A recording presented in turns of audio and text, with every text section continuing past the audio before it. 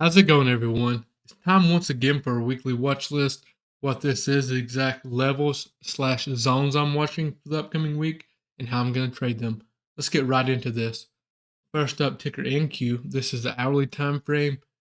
These are hourly supply and demand levels. I only have two on NQ for this week, but they're solid. So let's take a look. And you can see the tops and bottoms of the zone here when I highlight the actual zones themselves. So we have supply here, demand here. What I'm looking for, ideally in a market like this, we have a ton of strength. I look for pullbacks for entries.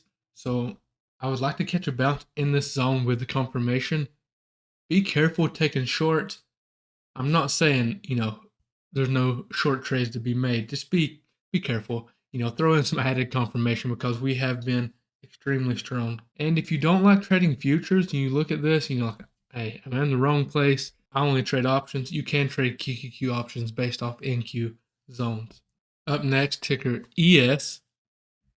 So this is a daily zone here. You can see the top and bottom of it. This is a place I really don't want to enter a trade inside of because we have rejected hard in the past. So just be cautious trading inside of this. I just wanted to point this out for everyone. But the current supply zone I have it on ES is here. We could possibly watch this for reject or a push above for a long entry to play it up to this zone. The current demand I have is right here. Start at the 6167 area. I'm gonna look for a possible long entry here with a bounce. I want to see solid confirmation, right? We pull back, just because we touch, go inside of the zone, that doesn't confirm. It could fall right through it, right? Wait on the nice candle to close above, volume on your side, whatever other, confirmations you use, add that to your advantage when trading supply and demand. Up next, ticker SPY. So I have a nice support level at 608. We could watch that for a possible bounce. The more things we have aligned there, the better. And I have this supply zone here, as you can see. We could watch it for a possible reject, but ideally, just looking at the market, if we break through it, first off, that invalidates the supply zone I was watching. Based on my strategy, you may trade it a little different. I will look for the pullback for a possible call entry or ES long entry. We do break above this zone here. Up next, ticker QQQ.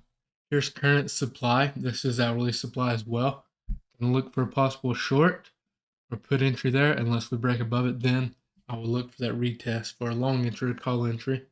You can trade NQ based off these zones. Ideally, we have a nice pullback to this very clear, very nice hourly demand. So, gonna watch that. It's probably one of my favorite setups. Just for today. We update the game plan, the watch list every morning live on Instagram. So be sure you tune into that. And I think that is it for this week.